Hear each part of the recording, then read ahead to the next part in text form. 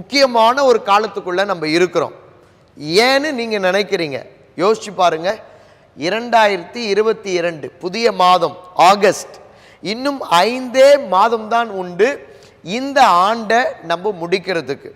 So வருஷத்துடைய துவக்கத்தில் எவ்வளோ நீங்கள் டார்கெட்ஸ், பிளான்ஸ், எண்ணங்கள் இதெல்லாம் வச்சுருந்துருப்பீங்க. இப்போ அது எல்லாத்தையும் நாம் நிறைவேற்றவும், குறிப்பாக ஆண்டவர் நம்மோடு பேசி வாக்குத்தத்தம் பண்ண அந்த காரியத்தை எல்லாம் நாம் சுதந்திரிக்கிறதுக்கு இன்னும் 5 மாதம்தான் உண்டு. அப்போ இன்று நான் உங்களுக்கு கற்றுக் கொடுக்க போகிற சத்தியம் மிக முக்கியம். நீங்கள் கொஞ்சம் கூட டிஸ்ட்ராக்ட் ஆகாமல், நீங்கள் எல்லாம் பைபிள் கொண்டு வந்திருக்கிறீங்கன்னு நான் நம்புகிறேன். ஆன்லைனில் இருந்தால் கூட நீங்கள் இப்போ சேனல்ஸ் எதுவும் மாற்றாமல் இந்த சத்தியத்தை நீங்கள் கேட்கணும்.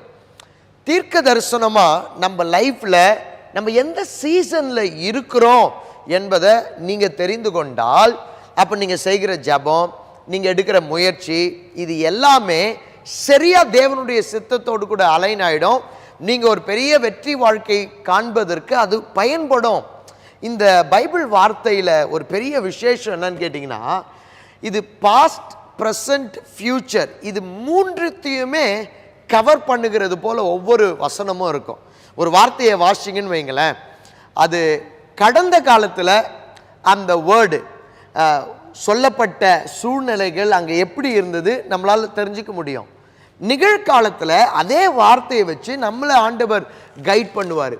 அதே போல் ஆண்டவர் இயேசு கிறிஸ்து வரப்போகிறார்ல, ஃபியூச்சர், அடுத்த காலங்கள், சபையின் அடுத்த காலங்கள், உலகத்தில் நடக்க போகிற சம்பவங்களின் அடுத்த காலங்கள், அதையும் அந்த வசனம் நமக்கு காண்பிக்குது பாருங்க. அப்போ இந்த நாள் நம்ம எந்த சீசன்ல இருக்கிறோம்? ஹாகாய் உடைய சீசன்ல இருக்கிறோம். இந்த ஹாகாய் உடைய சீசன்ல ரொம்ப மையமான ஒரு காரியம் என்ன? வெறும் புக் ஆஃப் ஹாகாய் இல்லை, அதுக்கு அடுத்து இருக்கிற புக் ஆஃப் ஜக்கராயா, அதுக்கப்புறம் புக் ஆஃப் மேலக்காய், தமிழில் ஆகாய், சகரியா, மல்கியா, இது 3 புஸ்தகமே ஒரு குறிப்பிட்ட செயலை, ஒரு குறிப்பிட்ட சில தலைமுறைகளை, சீசனை பைபிளில் உள்ளடக்கிய புஸ்தகம். கடைசி 3 புஸ்தகம் இதை நீங்கள் தொடர்ந்து வாசிக்கலாம். கொஞ்சம் கொஞ்சம் அதிகாரங்கள் தான் உண்டு. வீட்டுக்கு போய் வாய் விட்டு சத்தமாக வாசிங்க. நான் உங்களை இப்படி என்கரேஜ் பண்ணுவேன். பைபிளை நீங்கள் வாய் விட்டு சத்தமாக வாசிக்கணும். நீங்கள் பிஸ்னஸ் பண்ணுற இடமா இருக்கலாம், ஆஃபீஸாக இருக்கலாம், இல்லை கடையாக இருக்கலாம்.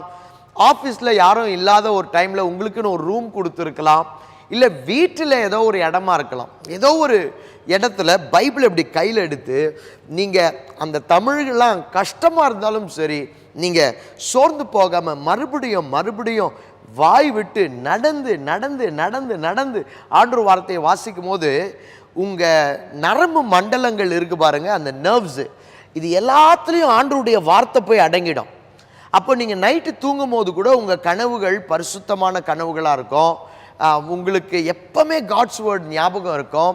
நீங்கள் வாசிக்கிற இடத்துல கூட அசுத்தாவின் கிரியைகள் இல்லாதபடி அது விலகி போடும். கொஞ்சம் கையை தட்டி praise break, come on people, நல்ல சத்தமாக என் கூட பேசணும். நீங்கள் உங்கள் கூட நான் ஆண்டவருடைய வார்த்தையை பிரசங்கிக்கும் போது. ஸோ அப்போ இந்த சீசன் வந்து ஹாகாய், சகரியா, மல்கியா, இப்படிப்பட்ட புஸ்தகங்களை நீங்கள் வாசிக்கும் போது அப்படிப்பட்ட காலத்துக்குள்ளே இருக்கிறோம். அதாவது துரிதத்தின் காலம், வேகத்தின் காலம், செயல்படுகிற காலம், எழும்பி பிரகாசிக்கிற காலம், பின்தங்கி இருக்கிற காலம் இல்லை, யோசிக்கிற காலம் அல்ல, இதுவா நேரம்னு நினைக்கிற காலம் அல்ல, இதுவே நேரம், இதுவே காலம்.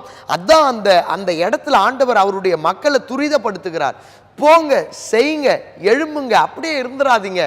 அப்படி ஆண்டவர் ஆலோசனைகளை கொடுக்கிற நிறைய வார்த்தைகளை இங்கே நீங்கள் பார்ப்பீங்க. சரி, இப்போ ஆண்டவருடைய வேர்டுக்குள்ளே போகலாமா? போன வாரம் ஆகாய் புஸ்தகத்தில் 1ஆம் அதிகாரம் 8வது வசனம் வாசித்தோம். அதை தொடர்ந்து 13 வாசித்தோம். இன்று அந்த 1ஆம் அதிகாரம் 8வது வசனத்தில் இருக்கிற அந்த முழு பகுதி, போன வாரம் 2வது பகுதி ஃபோக்கஸ் பண்ணோம். என்டையர் வசனத்தை இந்த வாரம் நான் ஃபோக்கஸ் பண்ணுறேன். ஸ்டில் இதே புஸ்தகத்தில் இருக்க வேண்டும் என்ற ஒரு பெரிய அழுத்தமான லீடிங் எனக்கு இருக்கிறது. அதனால இந்த வேர்டை மறுபடியும் உங்கள் மேலே நான் உரைக்கிறேன். இதனுடைய சத்தியத்தை கேட்கும் போது நீங்கள் ரொம்ப ஆசீர்வதிக்கப்படுவீங்க. நான் வாசிக்கிறேன், கவனிங்க. ஆகாய் 1:8, நீங்கள் மலையின் மேல் ஏறி போய் மரங்களை வெட்டி கொண்டு வந்து ஆலயத்தை கட்டுங்கள், அதன் பேரில் நான் பிரியமாய் இருப்பேன், அதனால் என் மகிமை விளங்கும் என்று கர்த்தர் சொல்லுகிறார். ஆண்டவர் இந்த சீசன் அவர் மகிமையை அவர் வெளிக்காட்ட விரும்புகிறார் நம்முடைய வாழ்க்கையில. கொஞ்சம் கையை தட்டி ஆமேன் சொல்லி, ஆமா கமான், நீங்க அப்படிலாம் இருந்தாதான் வார்த்தை வரும். நல்ல ஆண்டவரை பிரைஸ் பண்ணுங்க. எஸ், ஆண்டவர் இந்த சீசன் என்ன விரும்புகிறார்? உன் லைஃப்ல என் மகிமையை நான் காண்பிக்க விரும்புகிறேன். இந்த ஆலயத்தில் எத்தனை பேர் ஆண்டவருடைய மகிமை உங்க லைஃப்ல வெளியரங்கமா இருக்கிறத மற்றவங்க பார்த்துருக்கிற அந்த ஒரு அனுபவத்துக்குள்ள வந்திருக்கிறீங்கன்னு தெரியல. உங்க முன்னாடி எனக்கு இந்த இடத்துல நிற்க ஆண்டவர் வாய்ப்பு கொடுத்துருக்காருல, இது அவருடைய மகிமை வாழ்க்கையில விளங்குவதற்கான ஒரு செயல்தான். ஆனா 2002 நான் ரட்சிக்கப்படுவதற்கு முன்பாக என் வாழ்க்கை சாபக்கேடான ஒரு வாழ்க்கை. நான் எதோது பண்ணா அது சரியா வராது, எனக்கு சரியா படிப்பும் உள்ள போகலை, என்னுடைய இளம் வாலிப பருவத்தை வீணாக்கிட்டு இருந்தேன், திறமைன்னு சொல்லிக்கொள்ள ஒன்றும் இல்லை, கல்லூரியில் சரியான வாய்ப்புகள் கிடைக்கல, வாழ்க்கையே ஒரு விரக்தியான வாழ்க்கை, என்னதான் பண்ண போகிறோன்னு தெரியாத ஒரு பயமான வாழ்க்கை, கெட்ட நண்பர்கள். இப்படிப்பட்ட ஒரு காலத்தில் என்னை தேடி இயேசு வந்தார். கமான், கையை தட்டி பிரைஸ் பிரேக் எடுங்க. அவர் வந்த உடனே பாருங்க, நம்ம எல்லாரையும் தேடி இயேசு வராருங்க. இயேசு எங்கெங்கேயோ தேடி போனார். ஆனால் சகை வீட்டுக்கு போகும்போது சகை வீடே மாறிடுச்சு. நிறைய நேரத்தில் இயேசு என்னை தேடி வந்தாருன்னு நம்ம சந்தோஷப்படுறோம். ஆனால் அவர் நம்ம லைஃப்பை மாற்றுகிறதற்கு நாம் அனுமதி கொடுக்குறோமான்றது தாங்க ரொம்ப முக்கியம். என்னை தேடி வந்தார், என்கிட்ட பேசினார், அது பெருசு தான், அதோடு நிறுத்திடக்கூடாது. நான் அவருக்கு அனுமதி கொடுக்குறேன்னா, நீங்கள் கொடுக்குறீங்களா அவருக்கு அனுமதி? ஐயோ, என் லைஃப்பில் நான் ஆண்டவருக்கு அந்த அனுமதியை கொடுத்தேங்க என் லைஃப்பை மாற்ற. அதுக்கப்புறம் எந்த உறவுகள், பந்தங்கள், நண்பர்கள், school teachers, college principals, professors, அவங்கவுங்க யார் எடுத்துங்க இதெல்லாம் தேருமான்னு நினச்சாங்களோ அவங்க முன்பாக எல்லாம் கர்த்தர் என்னையும் தேர வச்சார். அப்போது அவருடைய மகிமை விளங்குதுல்ல. இப்போ எல்லாரும் கேட்பாங்க, இந்த பிள்ளையா இது என்னும் போது நமக்கு ஒரு வாய்ப்பு கிடைக்குது. என்ன வாய்ப்பு? ஆமாங்க, என் லைஃப்பில் இயேசுநாதர் வந்தார், என் லைஃபே மாறிடுச்சின்னு சொல்லும் பொழுது அதுதான் தேவன் தன் மகிமையை விளங்க பண்ணுகிற காரியம்.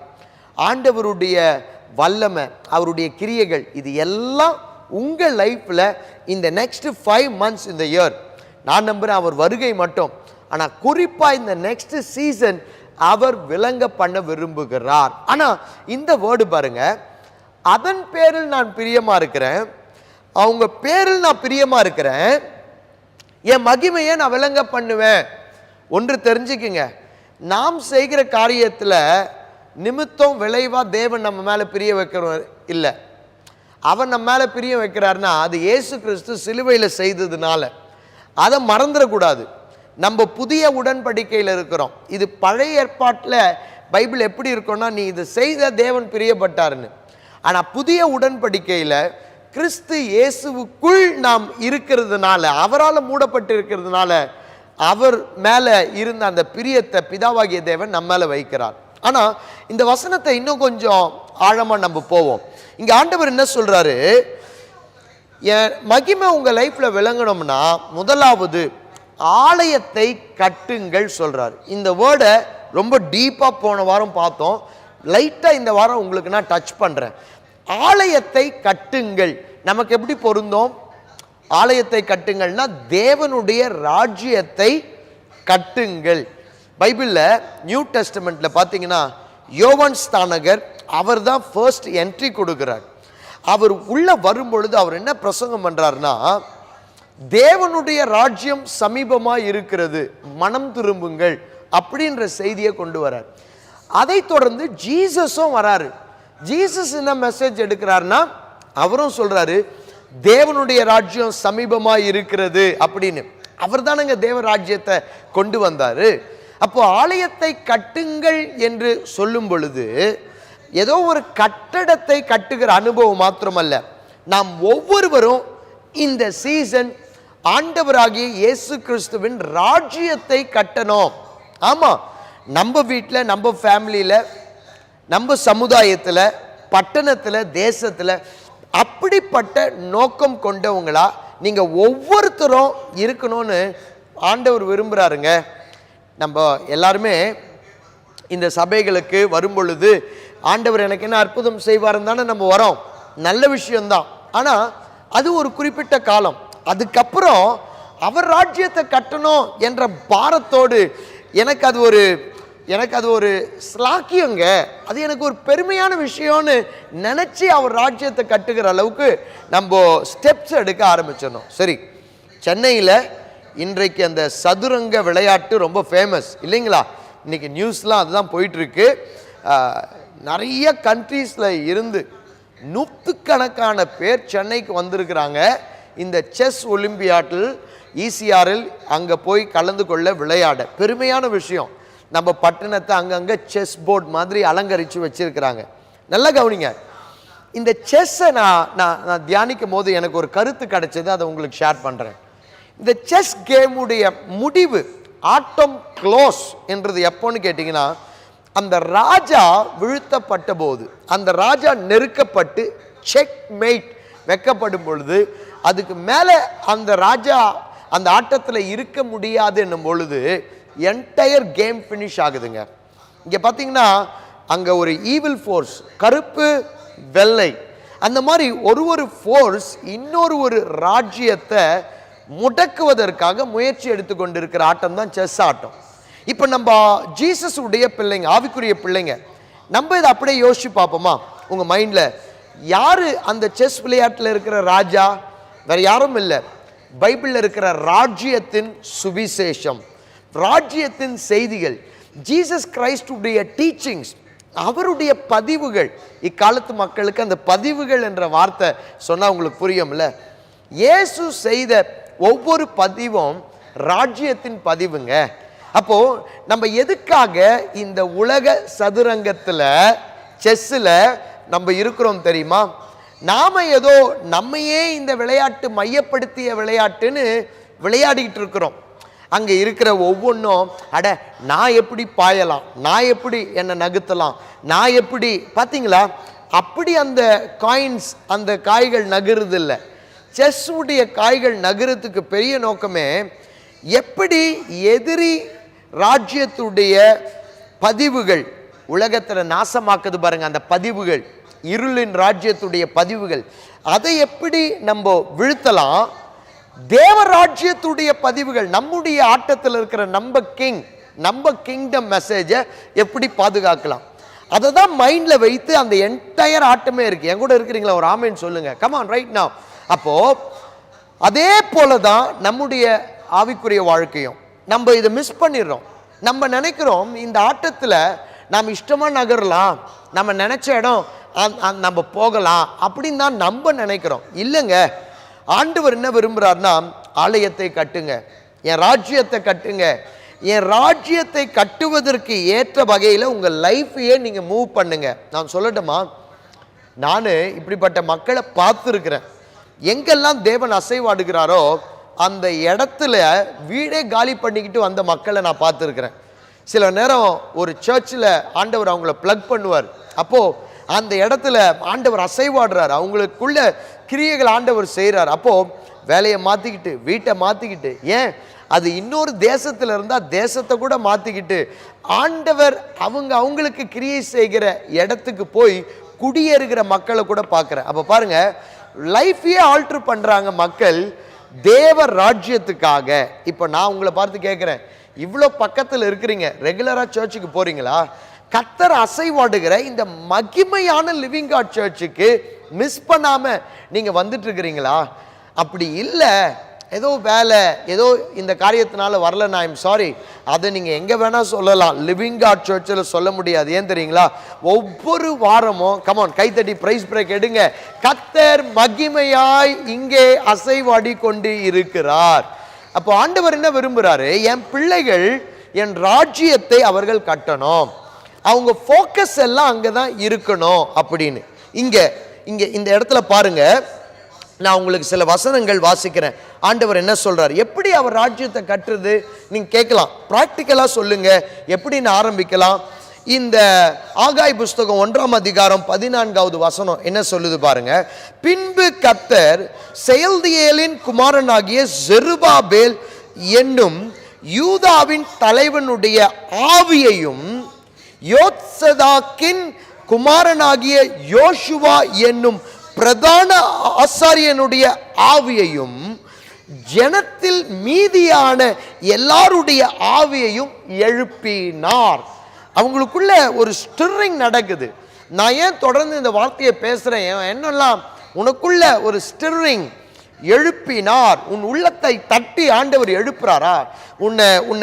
உனக்குள்ள நடக்கிறதா, அந்த எழுச்சி வருகிறதா? சே, நான் இவ்வளோ நாள் சர்ச்சில் இப்படி உட்கார்ந்துட்டேனே, இந்த சர்ச்சில் இருந்து நான் பெற்ற காரியங்கள் எவ்வளவு, என் ஆண்டவர்கிட்ட இருந்து நான் பெற்ற காரியங்கள் எவ்வளவோ இருக்கே, ஆனா நான் இப்படியே இருக்கிறேனே. அந்த உணர்வு வரும் பொழுது, அந்த நன்றி உணர்வு வரும்போது ஆவி எழுப்பப்பட்டது போல ஒரு உணர்வு இருக்கும். அதை தொடர்ந்து இங்க பாருங்க. அவர்கள் வந்து தங்கள் தேவனாகிய சேனைகளுடைய கர்த்தரின் ஆலயத்தில் வேலை செய்தார்கள். ஃபர்ஸ்ட் ஆண்டவருடைய ராஜ்யத்தை எப்படி கட்டுறதுன்னு கேட்டா, we serve. ஆலயத்தில் வேலை செய்தார்கள். நிறைய நேரம் ஆலயத்தில் நிறைய இருக்குங்க, க்ளோரியஸ் எக்ஸ்பீரியன்ஸஸும் இருக்கு. அருமையா பாடுறது, மியூசிக் வாசிக்கிறது, இப்படி கிரேட் எக்ஸ்பீரியன்ஸஸும் ஆலயத்தில் இருக்கு. ஞாயிற்றுக்கிழமை வருகிறது, அதே போல ஆலயத்தில் சேவை செய்கிறது. எண்ணி பாருங்க, நீங்க இன்னைக்கு இந்த எக்ஸ்பீரியன்ஸை பார்க்கும் போது வாவ் எவ்வளோ அருமையா இருக்குன்னு தானே சொல்றீங்க இந்த ஆராதனைக்குள்ள வந்துட்டு போகும்போது. ஆனா இந்த ஆராதனைக்கு பின்பாக இதை ஒழுங்குபடுத்துகிற மனிதர்கள், மீடியா டிபார்ட்மெண்ட்ஸ், அவங்க தூக்குற வைக்கிற equipments, camera, speakers, sound, light, stage cleaning, preparations, இது எல்லாத்தையும் கொஞ்சம் யோசிச்சு பார்த்துருக்கீங்களா? அவர் சொல்றாரு, உங்க ஆவி ஆண்டவர் எழுப்பினார்னா நீங்க வந்து ஆலயத்தில் வேலை செய்யுங்க. வேலை செய்தார்கள். இது மிக மிக மிக முக்கியம். இதே வார்த்தையை 2ஆம் அதிகாரம் 4வது வசனத்துல மறுபடியும் சொல்றாரு பாருங்களேன். ஆனாலும் செருபாபேலே நீ திடன்கொள். 3 தடவை சொல்லுவார் இந்த இடத்துல, நல்லா கவனிங்க, என்று கர்த்தர் சொல்லுகிறார். யோத்சதாக்கின் குமாரனாகிய யோசுவா என்னும் பிரதான ஆசாரியனே நீ திடன்கொள். தேசத்தின் எல்லா ஜனங்களே நீங்கள் திடன் கொள்ளுங்கள். 3 தடவை பாருங்க. திடன்கொள், திடன்கொள், திடன்கொள். Don't give up, be strengthened. தைரியமாயிரு, பலப்பட்டு இரு, வேலையை நடத்துங்கள் என்று கர்த்தர் சொல்லுகிறார். நான் உங்களுடனே இருக்கிறேன் என்று சேனைகளின் கர்த்தர் சொல்லுகிறார். இங்க பாத்தீங்களா, ஆண்டவர் திரும்ப திரும்ப இவங்க ஆவியை எழுப்புறாரு, அவங்கள சொல்றாரு திடன்கொள், தைரியமாறு, எழும்பு என்று சேனைகளின் கர்த்தர் சொல்லுகிறார். வேலையை நடத்து அப்படின்னு ஆண்டவர் அவங்கள துரிதப்படுத்துகிறார். இந்த சீசன் ஆண்டவர் உங்களை துரிதப்படுத்துறாரு. ஒருவேளை நீங்க துரிதப்படல, உங்க ஆவி எழுப்பி விடுகிறத நீங்க உணரல, நீங்க திடன்கொள்ளனா நீங்க ஏதோ நன்றி மறந்துட்டீங்கன்னு அர்த்தங்க. நீங்க ஏதோ உங்க பயணத்துல நன்றி மறந்து இந்த இடத்துல இருக்கிறீங்கன்னு அர்த்தம். போன வாரம் ரொம்ப அழுத்தமா இந்த ஆகாயில மறுபடியும் மறுபடியும் ஆண்டவர் சொன்ன ஒரு வார்த்தையை நான் ஞாபகப்படுத்தினேன் உங்களுக்கு.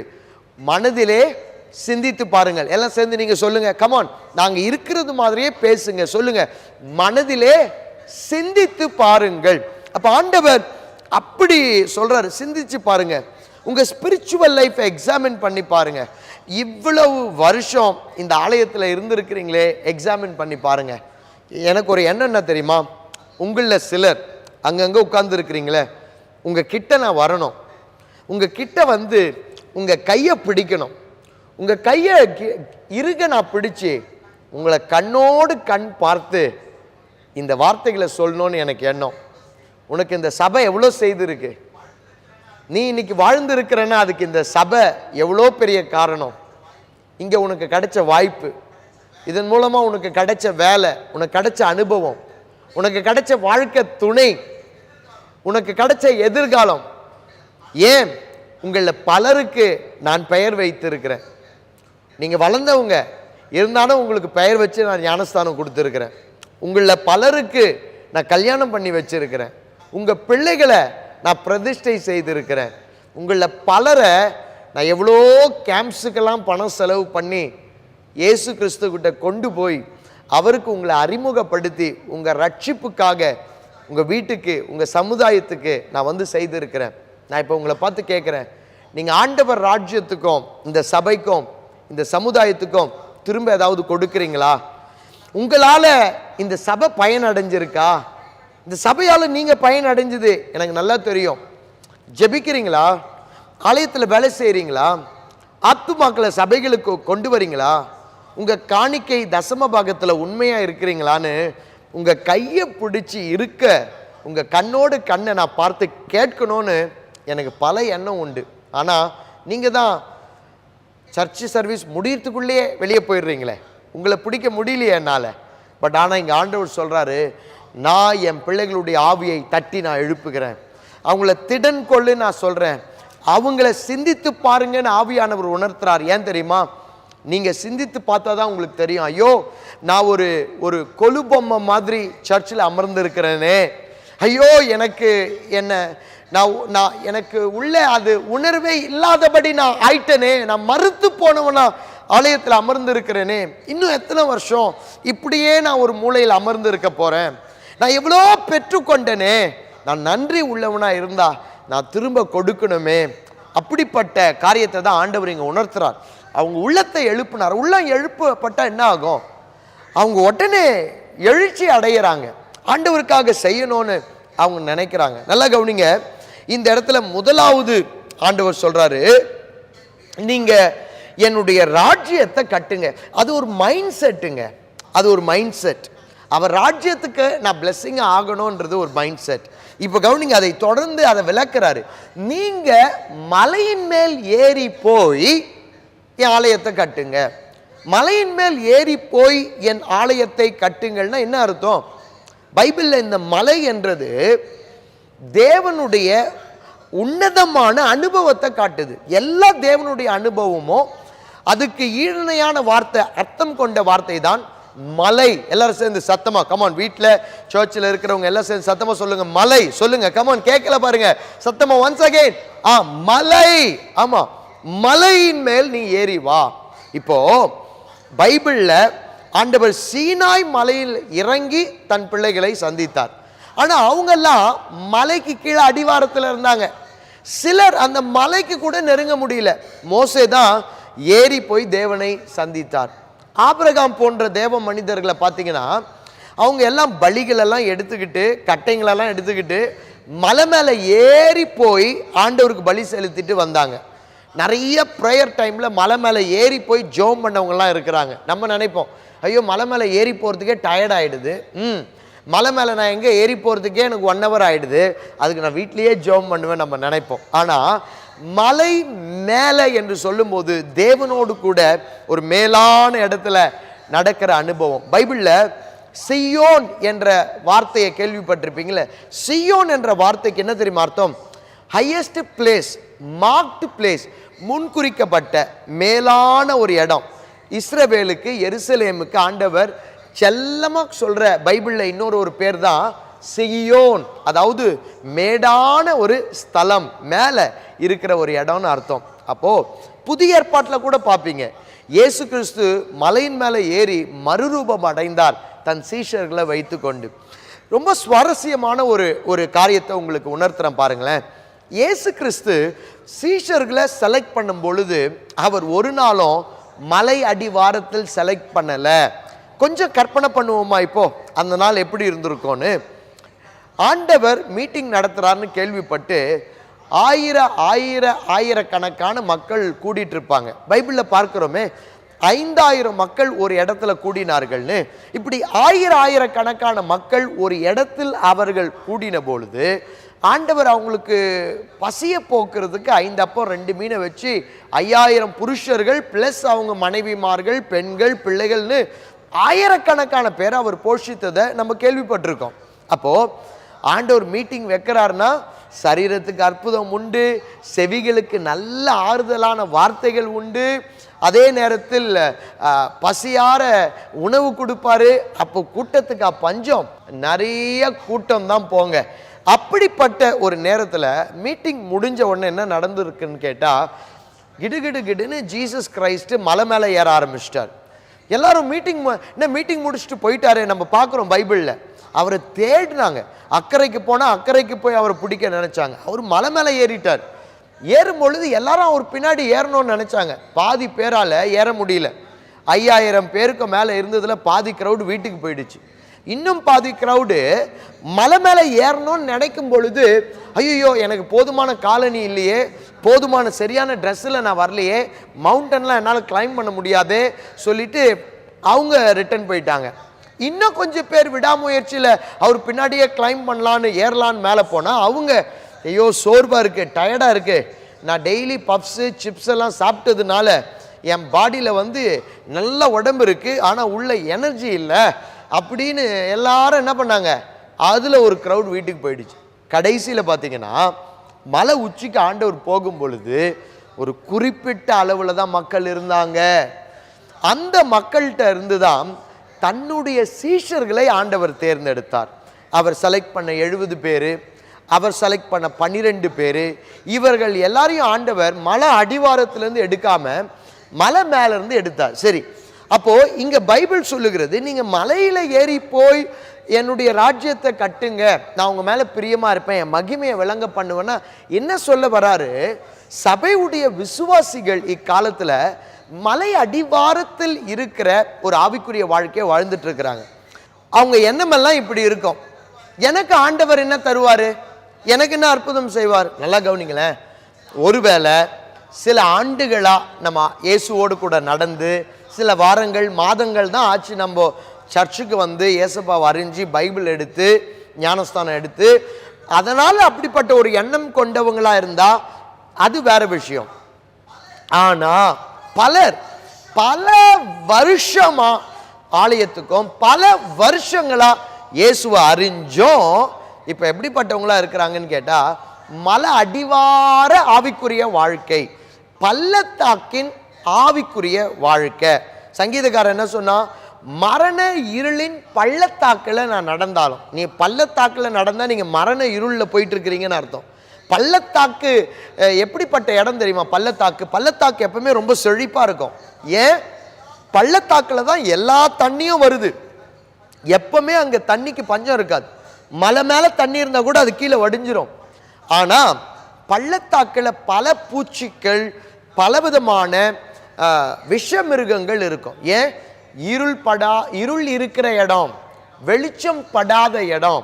அதனால பள்ளத்தாக்கு என்றது உலக மைண்ட் செட்ல ஆண்டவரோடு கூட நடக்கிற வாழ்க்கையை காட்டுது. அப்போ இன்றைக்கு நிறைய பேர் நீங்க அப்படிப்பட்ட ஒரு மலை அடிவார ஸ்பிரிச்சுவல் லைஃப் வாழ்ந்துட்டு இருக்கிறீங்க. இன்னும் எவ்வளவு நாள் அப்படியே இருக்க போறீங்க?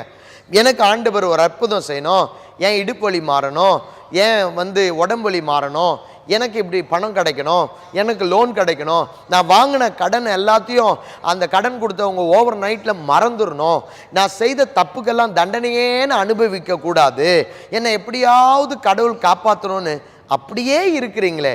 இல்லைங்க, ஆண்டவர் இன்னைக்கு உங்களுக்கு ஒரு வழி காட்டுறார். என்ன வழி காட்டுறார்? நீ இதை செய், உனக்கு நிச்சயம் ஒரு மிராக்கல் கிடைக்கும். என்ன செய்?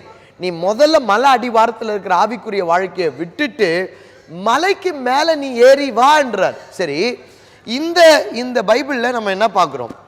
இங்கே இருந்த மக்களுடைய ஆகாய், ஜகரியா, மல்கியா, இது 3 வாசிங்க நீங்க. இது ஒவ்வொன்றுத்தையும் ஒவ்வொரு பிரச்சனையை ஐடென்டிஃபை பண்ணியிருப்பார். மல்கியா புஸ்தகத்தில் பொருளாதார பிரச்சனையை ஐடென்டிஃபை பண்ணியிருப்பார்.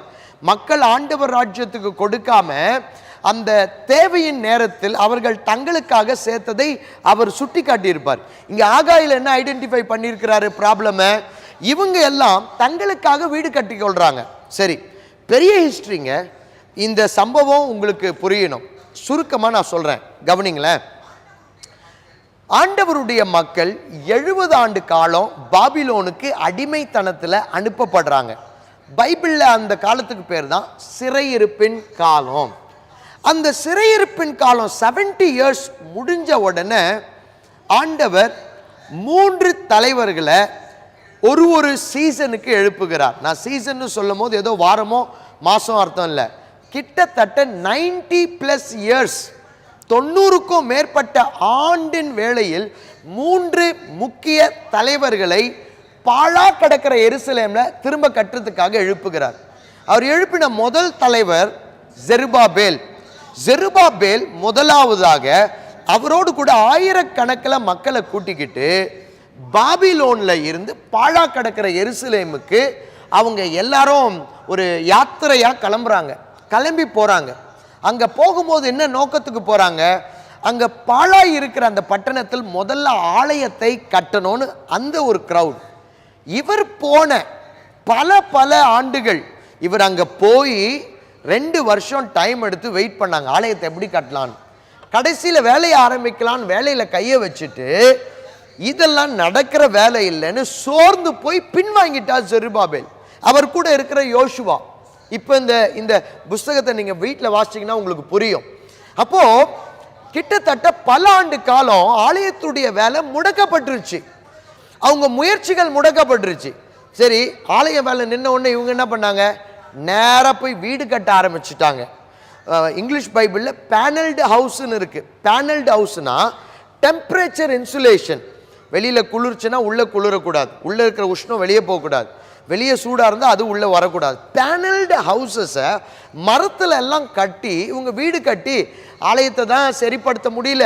பெரிய வேலைப்பா, அது யார் போய் பண்ணுறது? 70 ஆண்டு காலம் இந்த ஊர் நாசமாக கடந்திருக்கு. எருசலேம், அதனுடைய ஆலயம், தேவனுடைய மகிமை விளங்கின இடம்லாம், இதெல்லாம் என்ன சின்ன விஷயமா காட்டுறது? இதை மறுபடியும் தூக்கி அவங்க எல்லாம் அப்படியே தூக்கி போட்டுட்டு வீட்டை கட்டிட்டு ஜாலியாக உள்ளே இருந்துட்டாங்க. அப்போது ஆண்டவர் ஆகாய் என்ற தீர்க்கதரிசியை அனுப்புகிறார்.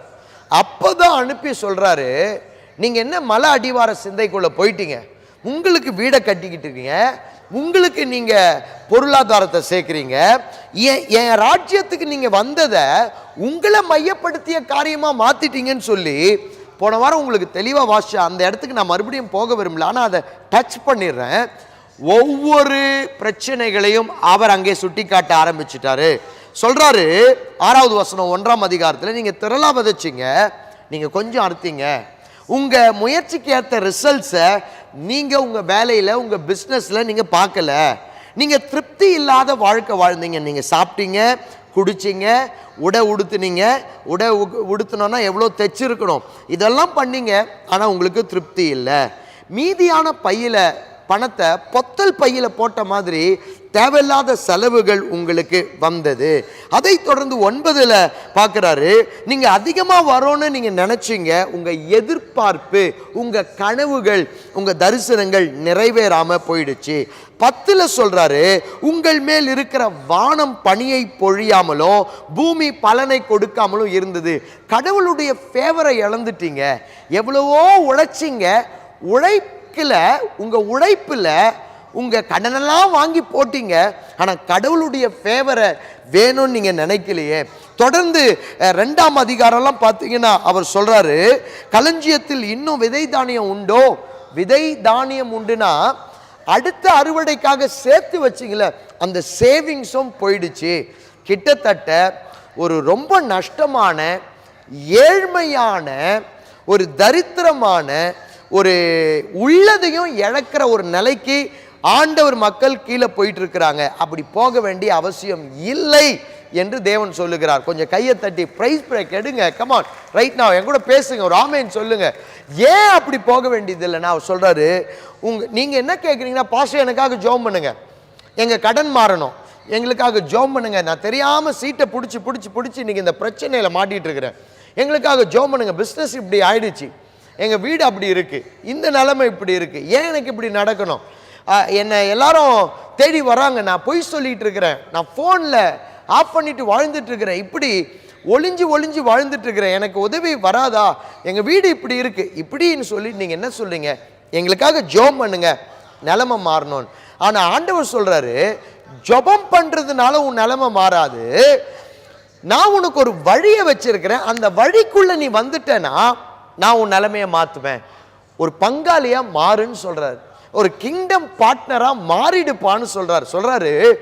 நீங்க மாத்திரம் இன்னைக்கு நீங்க உங்க குடும்பம், உங்க பிள்ளைகள், உங்க உறவுகள், பந்தங்கள் எழுந்து நின்று இப்படியே நாங்க இருந்தது போதும், ஆண்டவருடைய ராஜ்யத்தை நாங்க கட்ட போறோம்னு மலை மேல ஏற ஆரம்பிச்சிங்கன்னு வைங்க, ஒரு மேலான ஆவிக்குரிய ஒரு வளர்ச்சிக்குள்ளாக அந்த சீப் மைண்ட் செட்டு, சாமி என்ன கொடுக்கும், என்ன கொடுக்கும், என்ன நல்லது கொடுக்கும், எனக்கு என்ன கிடைக்கும்னு அப்படி ஏதோ ஒரு வெறி பிடிச்சவங்க மாதிரி இருக்கிற இடத்துல இருந்து மேலே வந்து, தேவனே உங்க ராஜ்யத்தை நான் கட்ட, அதான் மலை மேலே ஏறுற அனுபவம், அதுக்கு நான் வரேன் நீங்க சொல்லி பாருங்களேன். ஆண்டவர் சொல்றாரு, உன் பேரில் நான் பிரியமா இருப்பேன், என் மகிமை உன் பிஸ்னஸ்ல விளங்கும், என் மகிமை உன் திருமண வாழ்க்கையில விளங்கும், உன்னை எதுக்காக நான் ஒன்றா சேர்த்தனும் உங்க குடும்பத்தை, அந்த நோக்கத்தை நான் நிறைவேற்றுவேன். இப்படி ஆண்டவர் இங்க சொல்றார். புரியுதா? அப்ப மலை மேல ஏறி வாங்க. இப்போ இந்த ஸ்டோரி பாருங்க. செருபாபேல் பல ஆண்டு காலம் வேலையை மூடிட்டாங்க. ஆகாய் வராரு, தீர்க்க தரிசனம் சொல்றாரு, வேலையை நடத்துங்க அப்படின்னு ஆவேசமா பேசுறாரு. 3 வருஷத்துல பல ஆண்டுகளா நடக்க முடியாத வேலை 3 வருஷத்துல ஆலயம் புதுப்பிக்கப்பட்டது. கையை தட்ட மாட்டீங்களா? ஆக மொத்தம் செருபாபேல் டைம் மாத்திரம் 22 வருஷத்துல நிறைய வருஷம் உட்கார்ந்தே காலத்தை கழிச்சுட்டாங்க. 3 வருஷத்துல வேலை முடிஞ்சிருச்சு. நான் ஒன்று சொல்றேன், வயசாயிடுச்சுன்னு நினைக்காதீங்க, எல்லாம் முடிஞ்சிருச்சுன்னு நினைக்காதீங்க, இனி எங்கன்னு நினைக்காதீங்க. ஏன் தெரியுமா? ஆண்டவர் மனசு வச்சாருன்னா ஒரு வருஷத்துல, 2 வருஷத்துல, 3 வருஷத்துல உங்களை கொண்டு அவர் வேலையை முடிச்சுட்டு போக உண்மை உள்ளவரா இருக்கிறார், வல்லமை உள்ளவரா இருக்கிறார். இன்னைக்கு நீங்க ஒரு முடிவு, ஒரு தீர்மானம் எடுத்தால், அதுக்கு அடுத்தது ஆண்டவர் எழுப்புகிற 2வது தலைவர் தான் எஸ்ரா. எஸ்ரா உள்ள வந்து ஒரு பெரிய வேர்டு புரட்சி, வேர்ட் ரிவைவலை உண்டு பண்றார். வசனத்தை அந்த இடத்துல ஆர்வத்தை உண்டு பண்றார், வசனத்தை பேசுறார். மக்களுக்கு கட்டடம் இருந்தா போதாது, அவங்களுக்கு உள்ள ஒரு ஆவிக்குரிய எழுச்சி வேணும்னு வேர்டை கொடுக்கிறார். இந்த சீசன் நீங்க வார்த்தை எடுக்கிற சீசன், இந்த சீசன் நீங்க சத்தமா வார்த்தையை வாசிக்கிற சீசன், மனப்பாடம் பண்ணுகிற சீசன். எஸ்ராக்கு அப்புறம் பல ஆண்டுகள் கழிச்சு நெகேமியாவை ஆண்டவர் அனுப்புறார். நெகேமியா வந்து, நீங்க எல்லாம் அழகா சொல்றீங்க 52 நாள்ல எருசலேமுடைய அலங்கத்தை கட்டிட்டாருன்னு. இல்லைங்க, 52 நாள் அவர் கட்டினது உண்மைதான். ஆனா 90க்கும் மேற்பட்ட ஆண்டுகளின் ஜபமும் காத்திருப்பும் தீர்க்க தரிசன வார்த்தைகளும் முயற்சிகளும் அவர் 52 நாட்களில் கட்டுவதற்கு உதவியாய் இருந்தது. இந்த 3 தலைவர்கள், செருபாபேல், எஸ்ரா, நெகேமியா, இந்த 3 பேரை கொண்டு 70 ஆண்டு பாழாய் கடந்த எருசலேமை தேவன் மறுபடியும் கட்டுகிறார். ஆமென். இதோட பழைய ஏற்பாடு மல்கியா தீர்க்கதரிசியோடு முடியுது. அதுக்கப்புறம் ஜீசஸ்குள்ள ஃபோக்கஸ் போகிறது.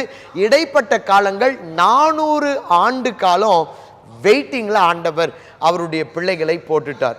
மெசியா வருவதுக்காக கதறி அவங்க ஜெபம் பண்ணிட்டு இருந்தாங்க, எப்போ ரட்சகர் வருவார்னு. இப்போ மறுபடியும் இந்த சத்தியத்துக்குள்ள வருவோம். அப்போ மலையின் மேல் ஏறி அவர் சொல்றாரு, அடுத்தது மரங்களை வெட்டி கொண்டு வந்து ஆலயத்தை கட்டுங்க. ஒரு ஆமேன் சத்தமா சொல்லுங்க பார்க்கலாம். மரங்களை வெட்டி கொண்டு வந்து ஆலயத்தை கட்டுங்க. ரிசோர்ஸ், வளம், ஆங்கிலத்தில் ரிசோர்ஸ்ன்னு சொல்றாங்க. வளம்னா வெறும் பணம் இல்லைங்க. தேவன் ஒரு காரியத்தை செய்து முடிப்பதற்கு நமக்கு கொடுக்கிற ஒவ்வொரு காரியமும் வளம்ங்க, வளம், ரிசோர்ஸ். ஆண்டவர் சொல்றாரு, உங்க வளத்தை என் ராஜ்ய கட்டுமானிக்காக பயன்படுத்துங்க அப்படின்றார். உங்கள்கிட்ட என்ன வளம் கொடுத்துருக்கிறாரு? உங்களுக்கு சரீரத்தில் ஒரு பலன் கொடுத்துருக்காருல்ல. நான் உங்களை பார்த்து பேசுகிறேன். அந்த பலனை ஆண்டவர் கணக்கு கேட்பாருங்க. அவர் சொல்வார், நான் உனக்கு ஒரு நல்ல பலன் கொடுத்தேன், உனக்கு நல்ல மசூல் கொடுத்தேன், கையை கொடுத்தேன், காலை கொடுத்தேன், எனக்கு கணக்கு ஒப்புவீன்வார். நம்ம என்ன தெரியுமா நிறைய நேரம் பண்ணுறது? ஆரோக்கியமற்ற உணவை சாப்பிட்டுட்டு பலவீனர்களாக இருப்போம். பலவீனராக இருந்து ஊழியத்துக்கு வருவோம். சிலரை நான் பார்த்துட்டேன், ஊழியத்துக்கு வரவங்களை, இவங்க எல்லாம் கார்ப்பரேட் கம்பெனியில் வேலை செய்து எல்லா பலனையும் அங்கே கொடுத்து ஓடுற வயசெல்லாம் ஓடி வியாதி வந்த உடனே கதவெல்லாம் சாத்தின உடனே ஐயோ பாஸ்டர் என்னால் முடியலைங்க பாஸ்டர், உட்கார முடியல, எழுந்திருக்க முடியல, என் வாழ்க்கையில் ஊழியம் போல இருக்கு, ஏன்னா எல்லாம் செய்து பார்த்தேன், இப்போ எல்லா கதவும் மூடி இருக்கு. ஆனால் இப்போ ஊழியத்துக்கு வந்துட்டு இவரை வச்சுக்கிட்டு ஒன்றும் நம்ம பண்ண முடியாது. ஏன்னு கேட்டால் இவர் பலனுள்ள நாட்களை எல்லாம் இவர் கார்ப்பரேட் கம்பெனிக்கும் பலனுள்ள நாட்களை உலகத்துக்கும் மற்ற காரியத்துக்கும் கொடுத்துட்டு எல்லாம் போன உடனே இவர் ஆண்டவருடைய ராஜ்யத்துக்கு எழுமணும்னு நினைக்கிறார். இது எப்படிங்க நியாயமாகும்? இது எப்படிங்க ஆண்டவருக்கு பிரியமாகும்? ஆண்டவர் வைராக்கியம் பாராட்டுறார். நான் உனக்கு வளமாக கொடுத்த மரங்களை வெட்டி கொண்டு வா. எங்க லிட்டரலாக பேசுவோமே, எழுத்தின்படியாக பேசுவோம். மலை மேலே ஏறுறதும் ஈஸியான விஷயம் இல்லை, மரத்தை வெட்டுறதும் ஈஸியான விஷயம் இல்லை. இங்கே ஆண்டவர் சொல்கிறாரு, நம்ம கேட்போம், உங்கள் வீட்டை தானே ஆண்டவரே கட்ட அழைச்சிங்க, நீங்களே மேலேருந்து ஒரு வார்த்தை சொல்லும் கர்த்தாவே, அந்த மரமெல்லாம் வெட்டி சரிஞ்சு கீழே வந்து விழுந்தா அப்படியே எடுத்து அப்படியே வச்சிருவோமே. ஊழியம் அப்படி இல்லைங்க. நிறைய பேர் அப்படி ஒரு கற்பனையில் இருக்கிறீங்க. இல்லை, ஊழியத்தில் ஆண்டவர் என்ன எதிர்பார்க்குறாருனா, உன் சரீரம், உன் எனர்ஜி வேணும், நீ நல்ல ஆரோக்கியமாக சாப்பிடணும். இன்னைக்கு உங்களை பார்த்து ஆண்டவர் சொல்கிறாரு, 2 நீங்கள் மேனேஜ் பண்ணணும். ஏன் 3ன்னு சொல்கிறேனே, இந்த 2 மேனேஜ் பண்ணால் 3வது ஆட்டோமேட்டிக்காக மேனேஜ் ஆகிடும். Number 1 sleep management. உங்களுடைய தூக்கத்தை நீங்கள் சரியாக மேனேஜ் பண்ண வேண்டும். சிலர் எப்படி தெரியுமா, ஊழியத்தில் இருக்கிறவங்களோ இல்லை வீட்டு வாடகை, ஒரு 3 வீடு வாடகை வரும், அந்த வாடகையை வச்சு ஒரு மாதம் என்ன பண்ணிடலாம், சமாளிச்சிடலாம். இல்லை யாரோ உதவி பண்ணிடுறாங்க மாதம் மாதம், இல்லை பேங்க்கில் போட்ட வட்டி ஏதோ வருது. இப்படிப்பட்டவங்களுக்கு குறிப்பாக லைஃப் எப்படி இருக்கும்னு பார்த்தீங்கன்னா, இஷ்டமாக தூங்குவாங்க, இஷ்டமாக எழுந்திருப்பாங்க, இஷ்டமாக வேலை செய்வாங்க. They don't manage their sleep. நான் உங்களுக்கு ஒரு துக்கமான செய்தி சொல்லிட்டோமா, நீங்கள் என்னதான் வார்த்தை எனக்கு வந்தது, என்னதான் பிரசன்னம் என் மேலே வந்தது, என்னதான் தீர்க்க தரிசனம் என் மேலே வந்தது நீங்கள் நினச்சாலும் சரி, ஒரு சேட் நியூஸ் என்ன தெரியுமா, பிட்டர் ட்ரூத்துன்னு சொல்லுவாங்க, கசப்பான உண்மை. அதாவது உங்கள் லைஃப்பில் உங்கள் ஸ்லீப்பை நீங்கள் மேனேஜ் பண்ணலன்னா நீங்கள் தேவனோடு நடக்க முடியாது. உங்கள் ஸ்லீப்பை நீங்கள் மேனேஜ் பண்ணலன்னா நீங்கள் வாக்குத்தத்தங்களை சுகந்தரிக்க முடியாது. அதுக்கு நான் என்ன அர்த்தம், தூங்காமல் ஜோம் பண்ணுன்னு நான் சொல்லலை, சரியான உறக்கத்தை நீங்கள் உறங்க வேண்டும் என்று தேவன் விரும்புகிறார். நீங்கள் அப்போதான் மலையின் மேல் ஏறி மரங்களை வெட்டி ஆண்டவருக்காக எழும்ப முடியும். என் கூட இருக்கிறீங்களா? அதை ஆண்டவர் விரும்புகிறார். நிறைய பேர் உங்கள் ஸ்லீப்பை நீங்கள் மேனேஜ் பண்ணல. அடுத்தது ஆண்டவர் சொல்கிறாரு ஃபுட்டு மேனேஜ்மெண்ட். ஸ்லீப்பை மேனேஜ் பண்ணனா ஃபுட்டை எப்படி மேனேஜ் பண்ண முடியும்? இப்போ திடீர்னு காலையில் ஒரு 12 மணிக்கு படுக்க போகிறது, ஏந்திரிக்கும் போது மணி ஒரு 4 மணிக்கு ஈவினிங் எழுந்திருக்கிறது, பசியில் உடனே சாப்பிட்றது, சாப்பிட்ட உடனே அதுக்கப்புறம் டின்னர் டைமில் பசி எடுக்காது, நைட்டு தூக்கம் வராது, ஃபுல் நைட்டு முழிச்சிட்டு இருக்கிறது, முழிச்சிட்டு இருந்து நடுராத்திரி 1 மணி 2 மணிக்கு ஒரு உணவை கொஞ்சம் சாப்பிட்றது, அப்புறம் காலையில் ஒரு 3 மணிக்கு படுக்க போகிறது. இப்படி ஒரு பயங்கரமான வாழ்க்கை வாழ்ந்துட்டு ஆண்டவர் எனக்கு ஏன் வாக்குத்தத்தங்களை கொடுக்கல அப்படின்னு கேட்டால் இது எப்படிங்க நியாயமாகும்? சோம்பேறிகளின் தேவனா? இங்கே பைபிள் என்ன சொல்லுகிறது? பானைன்னு சொல்லலை, சேனைன்னு சொல்லுது. அவர் சேனைகளின் கர்த்தர். ஒரு பெரிய ஆமேன்னு சொல்லுங்க. நம்ம எல்லாம் ஒரு இடத்துல ஒரு பானை மாதிரி உட்கார்ந்துட்டு அவருடைய சேனையில் இருக்கிற மாதிரி நம்ம நடந்து கொள்ளனா எப்படிங்க பிளெஸ்ஸிங் வரும்? அப்போது ஆண்டவர் உங்கள் ஸ்லீப் மேனேஜ் ஆகி உங்கள் ஃபுட்டு மேனேஜ் ஆகிட்டா உங்களுடைய டைம் ஆட்டோமேட்டிக்காக என்ன ஆகிடும்? ஊழியத்துக்கு, வேலைக்கு, பிஸ்னஸ்க்கு மேனேஜ் ஆகிடும். இப்படி மேனேஜ் நீங்கள் பண்ணால் உங்களை கர்த்தர் எழுப்பி உன் பேரில் நான் பிரியமாக இருக்கிறேன், என் மகிமையை நான் உங்கள் லைஃப்பில் விளங்க பண்ணுவேன் ஆண்டவர் வேர்டு கொடுக்குறாரு. நீங்கள் ரெடியாக இருக்கிறீங்களா? அப்போ வளம்னா என்னது? உங்களுக்கு கொடுத்துருக்கிறாருங்களே படிப்பு. நான் உங்களை பார்த்து அன்பாக ஒரு வார்த்தை சொல்கிறேன். நீங்கள் ரொம்ப படித்தவங்கன்னு நீங்கள் நினைக்கிறீங்களே, சந்தோஷம்தான், பெருமையில் விழாமல் இருங்க. ஏன்னா நான் பலரை பார்த்துட்டேன், நான் ரொம்ப படிச்சிருக்கிறேங்க, நான் ஃபாரின் போயிடுவேங்க, நான் இப்படி ஆயிடுவேங்க அப்படி ஆயிடுவேன்னு தேவனை மறந்தவங்க வாழ்க்கை எப்படி இருக்குன்னு நான் நிறைய பார்த்துட்டேன். நான் உங்களை பார்த்து சொல்கிறேன், இந்த படிப்பு உங்களுக்கு கிடைச்சதில்ல, கொஞ்சம் யோசிச்சு பாருங்கள். இன்றைக்கு குறிப்பாக இந்த சவுத்து இந்தியாவில் இருக்கிற மக்களுக்காக நான் பேசுகிறேன். இங்கே இருக்கிற ஸ்கூல்ஸை யாருங்க கட்டலாம்?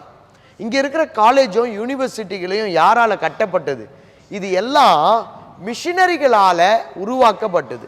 அப்போ மிஷினரிமார்கள் வந்து ஜெபம் பண்ணி ஃபண்டை ரைஸ் பண்ணி இந்த பட்டணத்தில் கட்டடங்களை கட்டி அவங்க படிப்பை கொடுத்தா, நீங்கள் படிச்சுட்டு அந்த படிப்பை கொடுத்த தேவனுக்கு அந்த ஸ்தானத்தையும் உங்கள் பேருக்கு பின்னாடி போட்டிருக்கிறீங்களே அழகான டிகிரியும் அதை கொடுத்த தேவனுக்கே அந்த வளத்தை பயன்படுத்தாமல் இருக்கிறீங்களே, இது எப்படி நியாயமாகும்? நீங்கள் பெரிய ஹெச்ஆராக இருங்க கம்பெனியில், சபையில் ஏதாவது ஒழுங்குபடுத்த உங்கள் வளத்தை யூஸ் பண்ணியிருக்கிறீங்களா? ரொம்ப பிஸியா? இது எப்படிங்க நியாயமாகும்?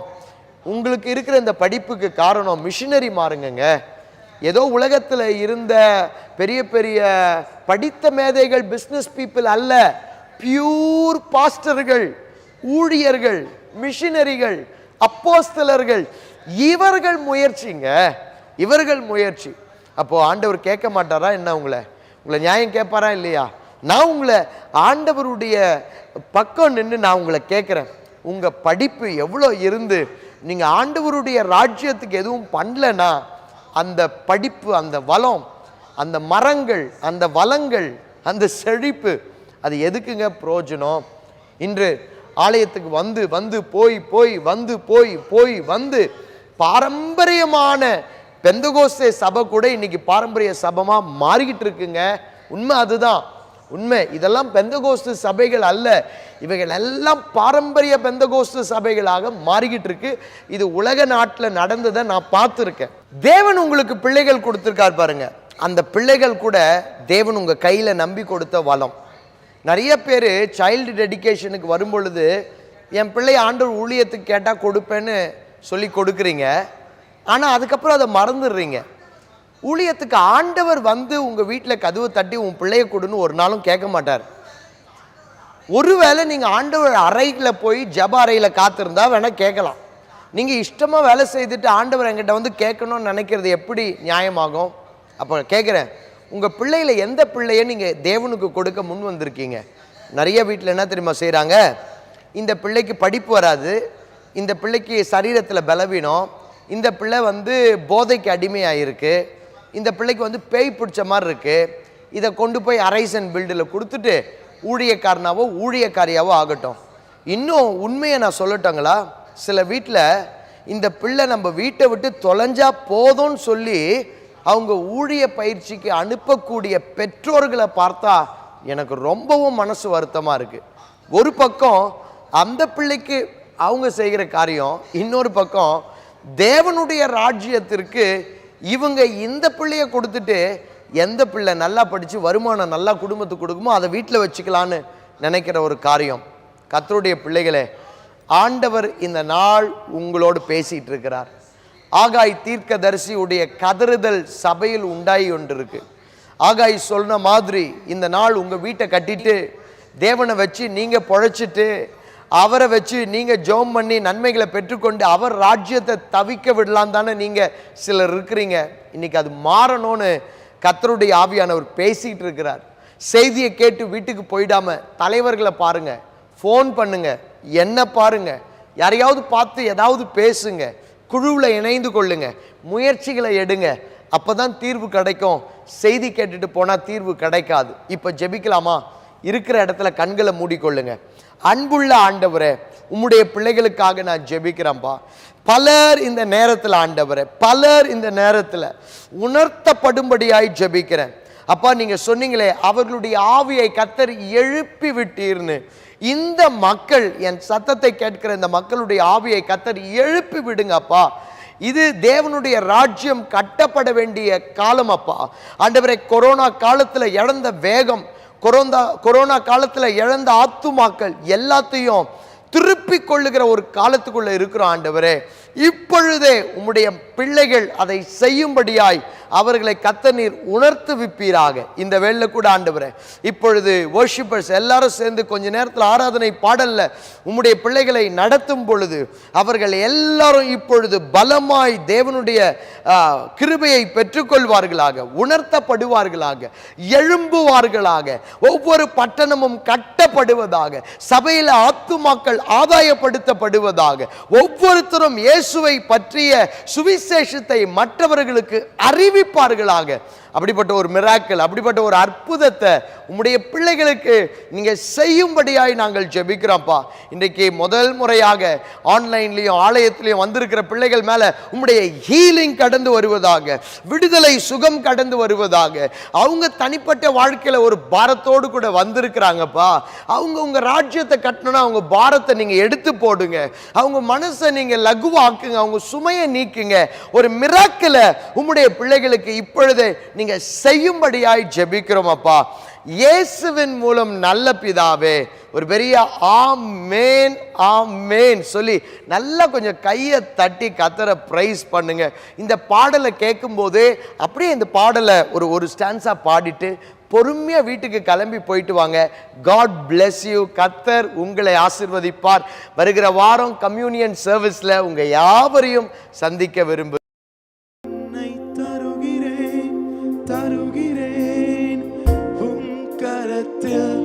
என்னை படைக்கிறேன் படைக்கிறேன் அப்படி எழுந்து பாடுமா. என்னை தருகிறேன் தருகிறேன் உம் கரத்தில், என்னை படைக்கிறேன் படைக்கிறேன் உம் பாதத்தில். குயவனை உம் கையில் களிமண்ணா உடைத்து உருவாக்கும். என் சித்தமல்ல உம் சித்தம் நாதா, தருகிறேன் உம் கையிலே. என் சித்தமல்ல சொல்லுமா. என் சித்தமல்ல உம் சித்தம் நாதா, தருகிறேன் உம் கையிலே. என்னை தருகிறேன் தருகிறேன் உம் கரத்தில், என்னை படைக்கிறேன் படைக்கிறேன் உம் பாதத்தில். என்னை தருகிறேன் கரலை உயர்த்துகிறேன். ஆண்டவரே, இன்னைக்கு எங்களுடைய வாழ்க்கை உம்முடைய கரத்துல ஒப்படைக்கிறோம்ப்பா. ஆண்டவரே, எங்களுடைய ஒவ்வொரு பலங்களையும் ஒவ்வொரு திறமைகளையும் எங்களுக்கு முடிஞ்ச ஒவ்வொரு காரியத்தையும் தருகிறேன் தருகிறேன் உம் கரத்தில். என்னை படைக்கிறேன் படைக்கிறேன் உம் பாதத்தில். என்னை தருகிறேன் தருகிறேன் உம் கரத்தில். என்னை படைக்கிறேன் படைக்கிறேன் உம் பாதத்தில். குயவனை உம் கையில். கரங்களை உயர்த்தி சொல்லுங்களேன். நீங்க உடைத்து உருவாக்கும். என் சித்தமல்ல உம் சித்தம் நாதா, தருகிறேன் உம் கையிலே. என் சித்தமல்ல உம் சித்தம் நாதா, தருகிறேன் உம் கையிலே. Yes lord. அப்பா, இந்த ஆராதனையில் ஆண்டவரே, நீர் எங்களோடு கூட பேசின வார்த்தையின் பிரகாரம் ஆண்டவரே, உம்முடைய தீர்க்கதரிசியை கொண்டு உம்முடைய போதகரை கொண்டு எங்களோடு கூட நீங்க பேசினதுக்காக நாங்கள் நன்றி செலுத்துகிறோம். ஆண்டவரே, எங்க கரத்தில் இருக்கிற ஒவ்வொரு காரியத்தையும், எங்களுடைய பலனை ஆண்டவரே, எங்களுடைய பலத்தை ஆண்டவரே, ஒரு நாள் அது வீணாக்காதபடி ஆண்டவரே, உம்முடைய ராஜ்யத்தில் அதை நாங்கள் கொண்டு வந்து சேர்க்க ஆண்டவரே, எங்களால் முடிஞ்ச அளவுக்கு ஆண்டவரே, எங்களால் முடிஞ்ச அளவுக்கு உம்முடைய ராஜ்ய பணியை ஆண்டவரே இந்த தமிழ்நாட்டில் நாங்கள் செய்ய ஆவியானவர் தாமே எங்களுக்கு உண்டு சக்தியை எப்படி நீங்க அவங்களுடைய ஆசாரியர்களையும் ஆண்டவரே அவங்களுடைய வேலையாட்களையும் ஜனத்தை ஒரு இருதயத்தை ஆண்டவரே நீங்க எப்படி எழுப்புனீங்களோ அதே போல எங்களையும் எங்க சபையும் கர்த்தர் நீங்க உயிர் பெற செய்யும்படியாய் நாங்கள் செபிக்கிறப்பா. இங்க இருக்கிற ஒவ்வொருத்தருக்காக நாங்கள் செபிக்கிறோம். ஆவியானவர் அப்பேற்பட்ட ஒரு கிரியையை எங்க சபையில நீங்க செய்ய போறதுக்காக நாங்கள் நன்றி செலுத்துகிறோம். ஆண்டவரே, அநேக தங்களுடைய தோள்களை கொடுக்க, அநேக தங்களோட பணத்தை கொடுக்க, அநேக தங்களுடைய நேரங்களை கொடுக்க ஆண்டவரே, அநேகருக்கு அநேக டேலண்ட் உருண்டாண்டவரே, அது எல்லாத்தையும் உங்களுடைய ராஜ்யத்துல வந்து விதைக்க ஆண்டவரே, அது 30, 60, 100 பலன் கொடுக்க அவங்க கண்கள் பார்க்க நீர் உதவி செய்ய முடியாது நாங்கள் செபிக்கிறோம். ஒவ்வொருத்தரும் நீர் ஆசீர்வதிங்க, நீர் பொறுப்பெடுத்துக் கொள்ள முடியாது நாங்கள் செபிக்கிறோம்ப்பா. எல்லா துதி கன மகிமை அவங்க ஒருவருக்கே நாங்கள் செலுத்துகிறோம். செபிக்கிறோம் எங்க ஜீவனும் நல்ல பிதாவே, ஆமென். எல்லாரும் சேர்ந்து சொல்லுவோமா? என் ஆத்துமாவே கர்த்தரை ஸ்தோத்திரி, என் முழு உலமே பரிசுத்த நாமத்தை ஸ்தோத்திரி. என் ஆத்மாவே கர்த்தரை ஸ்தோத்திரி. கர்த்தர் செய்த சகல உபகாரங்களையும் மறவாதே. ஆமென். நாங்கள் இந்த பாடுற வேலையில நீங்க ஒவ்வொருத்தரும் வாழ்த்துட்டு அதுக்கப்புறம் நீங்க